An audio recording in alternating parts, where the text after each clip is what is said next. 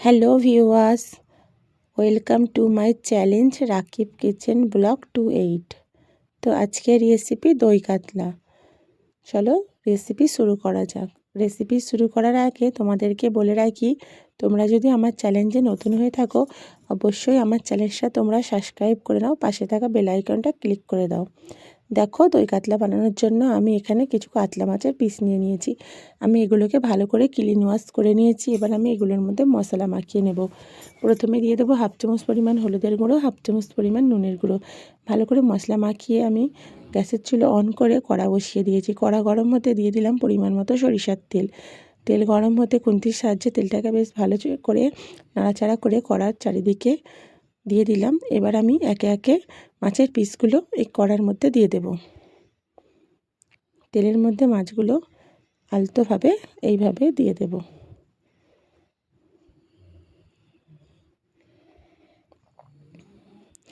এখানে আমাদের মাছের পিসগুলো যতক্ষণ ভাজা হবে ততক্ষণ আমি অপর সাইডে অন্য কিছু মশলাগুলো রেডি করে নেব। এখানে আমি কিছু উপকরণ কেটে রেখেছি, এগুলোই আজ আমি মিক্সচার গ্রাইন্ডারে দিয়ে পিষে নেব। উপকরণের মধ্যে আছে এখানে পেঁয়াজ কুচি, আদা কুচি, রসুনের গোটা 4 থেকে 6টা কোয়া, আর আছে 4 থেকে 6টা কাঁচা লঙ্কা, আর এখানে আছে 10 থেকে 12টা কাজু, 10 থেকে 12টা কিশমিশ। এগুলোকে আমি ভালো করে পেস্ট বানিয়ে নেব। এখানে আমাদের মাছ ভাজাগুলো হয়ে এসছে, আমি এগুলো তুলে নেব। এই কড়ার মধ্যে দিয়ে দেব আরও কিছু সামান্য পরিমাণ তেল। দিয়ে দেব আমি এখানে হাফ চামচ পরিমাণ গোটা জিরে, তেজপাতা, 2টো দারচিনি স্টিক, আর 2টো লবঙ্গ, আর 2টো এলাচ। ভালো করে তেলের মধ্যে আমরা এটা ফোড়ন করে নেব। এটা আমাদের এখানে ফোড়ন হয়ে এসেছে। দিয়ে দেব আমি হাফ চামচ পরিমাণ পেঁয়াজ কুচি। আমি এখানে একটা মিডিয়াম সাইজে পেঁয়াজ কুচিয়ে রেখেছিলাম, ওই পেঁয়াজটা আমি এই তেলের মধ্যে দিয়ে দিলাম। তেলের মধ্যে পেঁয়াজটা দিয়ে আমি ভালো করে খুন্তির সাহায্যে নাড়াচাড়া করে পেঁয়াজটাকে সোনালি করে ভেজে নেব।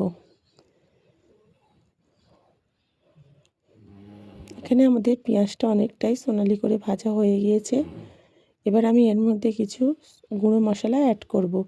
দিয়ে দেব হাফ চামচ পরিমাণ হলুদের গুঁড়ো, হাফ চামচ পরিমাণ লঙ্কার গুঁড়ো, হাফ চামচ পরিমাণ জিরের গুঁড়ো, আর এর সাথে দিয়ে দেবো এরই সাথে আমি হাফ চামচ পরিমাণ ধনের গুঁড়ো। মশলাটাকে তেলের মধ্যে বেশ ভালো করে কষিয়ে নেব। মশলাটা আমাদের তেলের মধ্যে কষানো হয়ে গিয়েছে। এবার আমি দিয়ে দেব হাফ চামচ পরিমাণ নুন দিয়েও আরও ভালো করে কষিয়ে মিক্সচার গ্রাইন্ডারের মধ্যে আমি যে পেস্টটা বানিয়ে রেখেছিলাম ওটা আমি এই তেলের মধ্যে দিয়ে দেব। সব কিছু উপকরণ বেশ ভালো করে আমি তেলের মধ্যে কষিয়ে নেব। 4 থেকে 5 মিনিট সময় করে আমি এটা তেলের মধ্যে কষিয়ে নেব। কষাতে কষাতে দিয়ে দেবো হাফ চামচ পরিমাণ চিনি। দই কাতলা বানানোর জন্য চিনিটা অবশ্যই প্রয়োজন।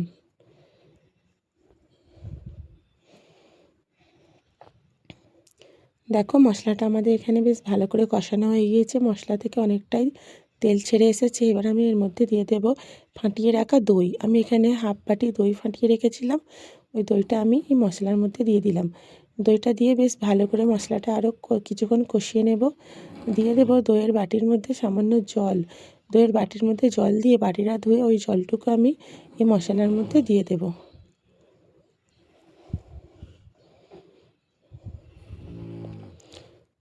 মিক্সচার গ্রাইন্ডারের মধ্যে যে পেস্টটা করে রেখেছিলাম, মিক্সচার গ্রাইন্ডারের মধ্যেও সামান্য জল দিয়ে মিক্সচার গ্রাইন্ডারটা ধুয়ে ওই জলটাও আমি এর মধ্যে দিয়ে দেব।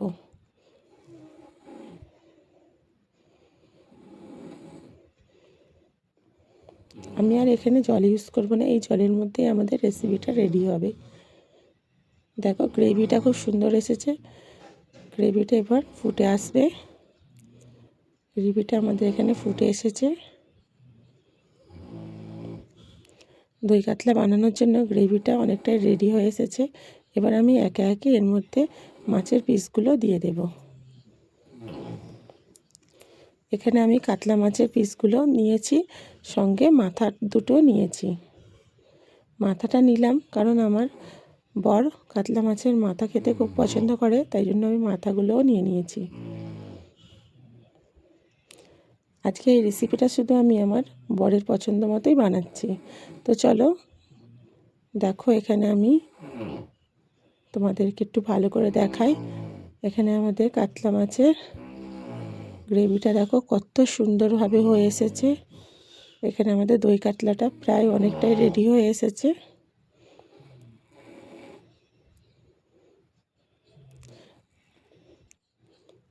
ফ্রেন্ডস, আমি তোমাদেরকে আরও একটিবার বলে রাখি, তোমাদের যদি আমার ভিডিওটা ভালো লেগে থাকে তোমরা আমার ভিডিওটা একটি লাইক করে দিও, কমেন্ট করো, বন্ধুদের সঙ্গে শেয়ার করো। দেখো এখানে আমাদের দই কাতলাটা রেডি হয়ে গিয়েছে। দেখছো কত সুন্দর লোভনীয় লাগছে দেখতে। তোমরা অবশ্যই একবার বাড়িতে ট্রাই করো। তো আজকের ভিডিও এখানে শেষ করলাম। সবাই ভালো থেকো। আল্লাহ হাফিজ।